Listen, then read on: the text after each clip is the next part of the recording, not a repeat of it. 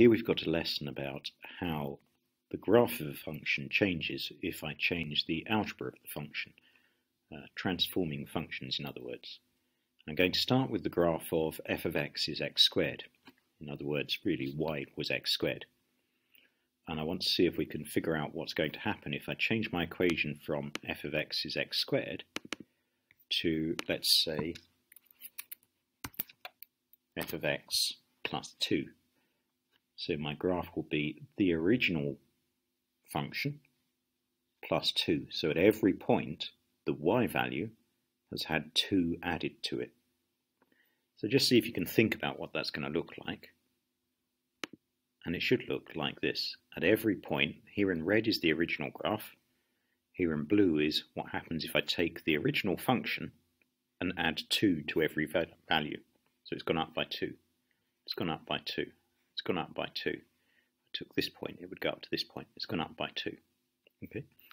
So swapping from the original function to the function plus 2 moves everything up by 2. I try this with other functions. So in this case, I've got some complicated kind of function that I'm calling g of x. What's going to happen to g of x if I change the graph from g of x to, let's say, g of x minus 1? So every y value is going to be what it used to be, g of x, but with 1 taken off. So again, think if you can imagine what that's going to look like. It goes down by 1 at every point. So when I swap from g of x to g of x minus 1, it goes down by 1. Let's try another graph. This time I've got f of x is sine x. This is what the sine graph looks like a wave. So suppose I wanted to swap my sine graph, my function, from f of x and just say, let's add 3 at every point. Think about what it's going to look like.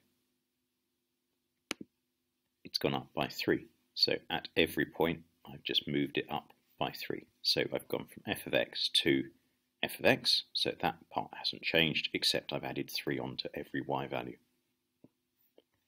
One last example. Here's the graph of y is 1 over x.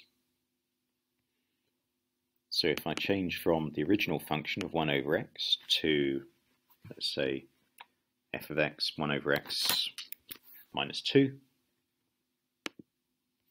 then the whole graph shifts down by 2. So the line here, which is called the asymptote, the line that the graph gets closer and closer to but never quite touches, has gone down from being the x-axis to the minus 2 line here. So that's what happens if I add or subtract at the end of the function. It moves up or down by that number. Now we're going to go back over that and find out what happens if I add or subtract inside of the function. So if I just quickly undo what I did before. Okay. So instead of saying f of x plus 2, I'm now going to say what happens if I do f of x plus 2.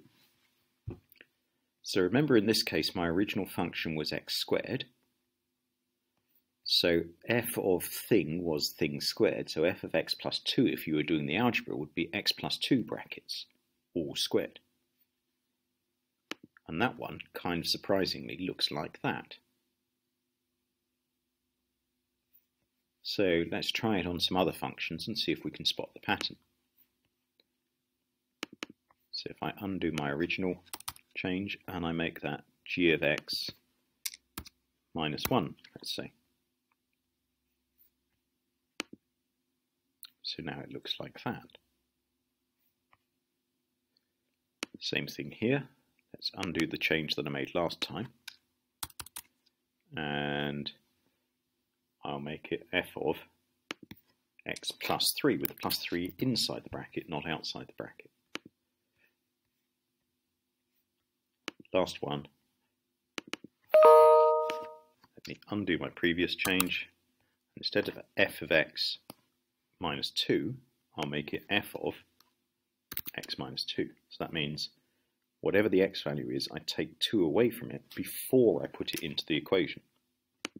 It looks like that. So to recap, this one was adding 2 to the x value before it went into the equation and the graph moved back by 2.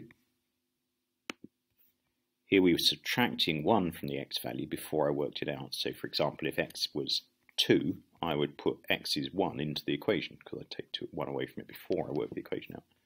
So when I had g of x minus 1, it moved from the red to the blue, it moved forwards by 1. F of x plus 3, and actually what's happened is that red point there has moved back to there. So although the scale is a bit wonky here, it's moved back by 3.